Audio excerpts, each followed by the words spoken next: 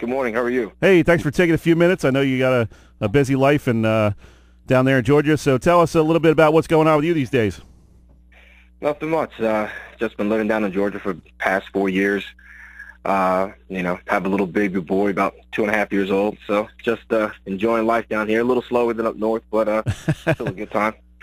Is your little guy fast? He's getting there. He's a lot faster than I thought he was going to be at this age. I've been running around. He's been keeping me young. Hey, he's got some good genes, right? Yeah, I hope so. Take us back to your high school days a little bit, John. And we were talking to Mike McGarry. I'm sure you spoke to him a lot during your high school career, and he was saying that you ran a 10.2, I believe it was, at one of the events. And the next week, he said all the reporters were asking him, "Hey, was that a real time? Were the watches right? And what was going on there?" They couldn't believe that at the time you posted. Yeah, it was my senior year. I had a pretty good track career at Mainland. It was one of the sectional meets, and I ran it was a 10.2. I'm not sure on the fully automatic time, but I remember when I crossed the finish line, my official, he kind of looked at his clock and really didn't know what to say, kind of just stared at it for a minute, and then he showed somebody else. And so I went up to him, and he initially said it was a 10.19. And so I was like, there's no way, you know what I mean? I knew I was, peaking, around that time doing right. and everything.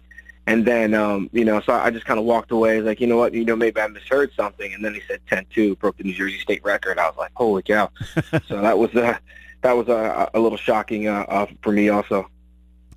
What's it like to run 100 meters in 10 seconds? It takes me longer than that to get out of bed these days. you and me both. It's a little crazy because you kind of have to break the race down. You got your start, you got your drive phase, then you got your transitioning up until your finish. You know what I mean? So surprisingly, in my mind, it seems a lot longer than it is. Because sometimes I'll get a great start and I'm like, where is the finish line? I'm out in front. Let's end the race right now. But then you got a few more transitions to make and to hit the finish line. But it's definitely crazy. And then when you get a bad start, because I was also a 200-meter runner and state champion at 200 and conference champion at 200 also. And so sometimes I'm like, push the finish line back a little farther, give me a chance to catch up. Yeah. So. Yeah. How long does it take to slow down once you hit the finish line? Did you run all the way to the fence and crash into the fence? No, not necessarily.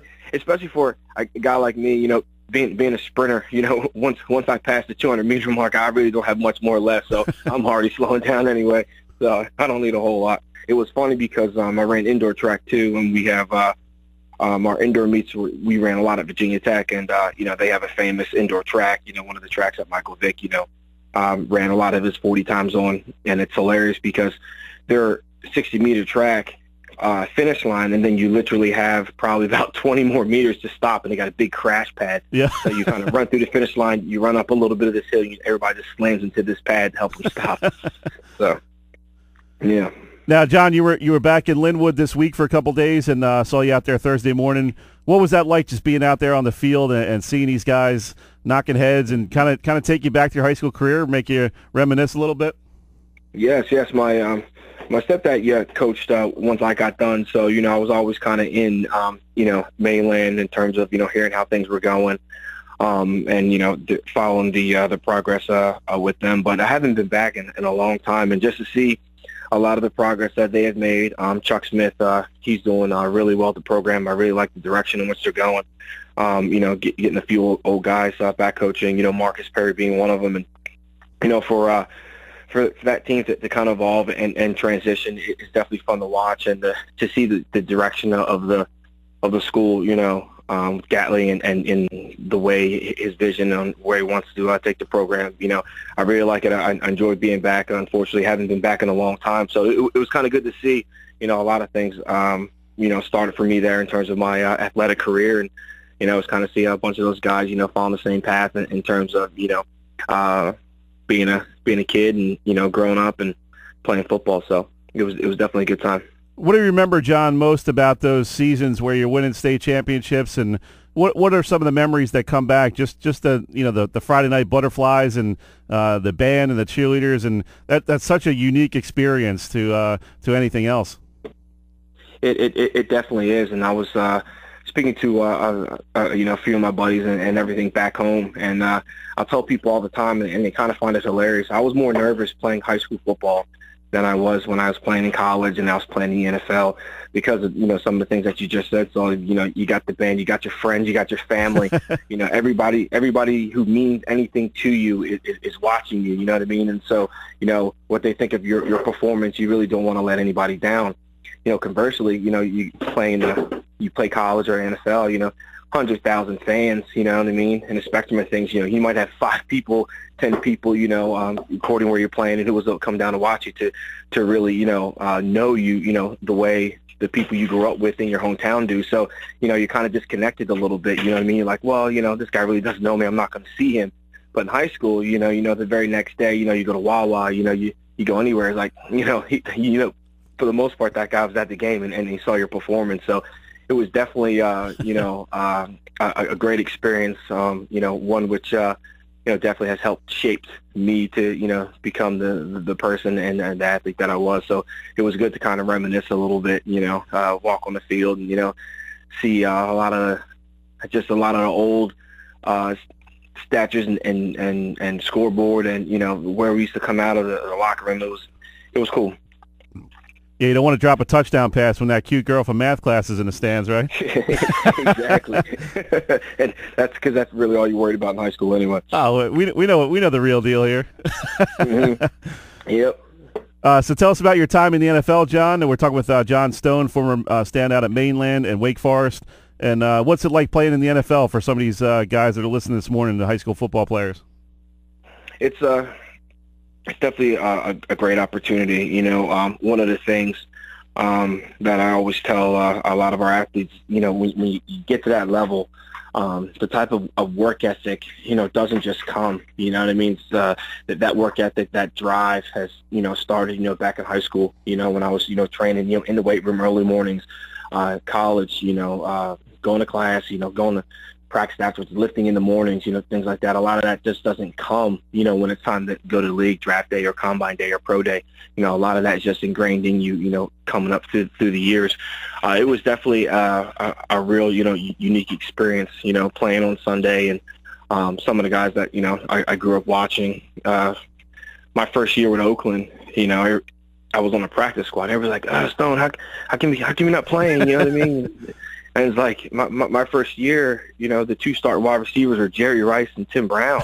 You know what I mean? They're Hall of Famers. Like, what do you want me to do? These are the greatest wide receivers of all time. I'm trying here. Yeah. So, it's crazy, and there's to go against when I was there my few years.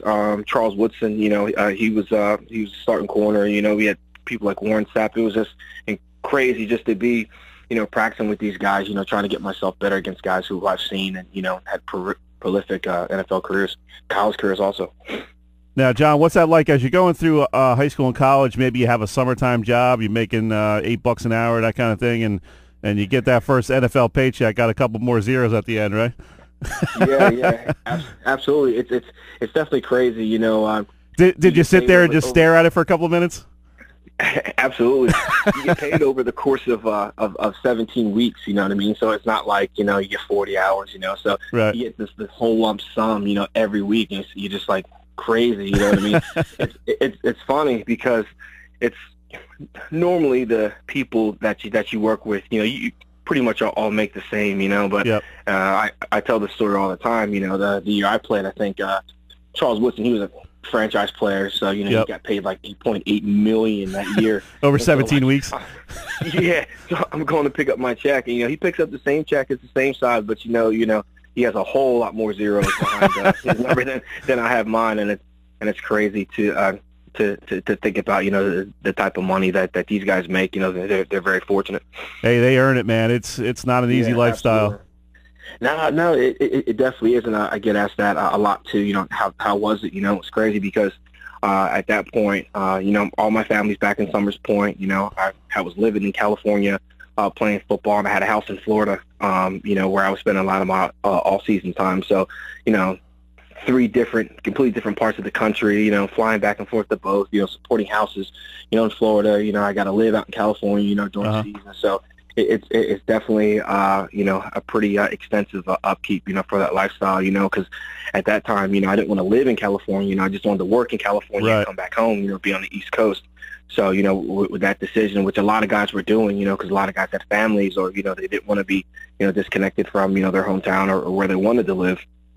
They had to, you know, go out and, you know, get a house for, you know, for a few years or, you know, rent a, you know, condo or something out there, and still had to keep everything situated back at home. So it's definitely a balance, you know, especially when you're young, you know, early 20s coming out, you know, got a little bit of money now. It's, you know, definitely a challenge for a lot of these guys. John, real quick before we let you go, what's your best memory of high school football? What's the one thing when you look back that stands out and jumps out in your mind? Best thing about high school, there were so many. You know, I had a really good time at Mainland. You know, one of the best times was probably our junior year. You know, Jack Thomas, you know, helped us out tremendously and got us the lights. And it was Tony DeSalle's first game back after dislocating his elbow. You know, first time he touched the ball, you know. He went 40, 50-something yards for a touchdown, you know, underneath the lights, you know, at home. So that was a pretty memorable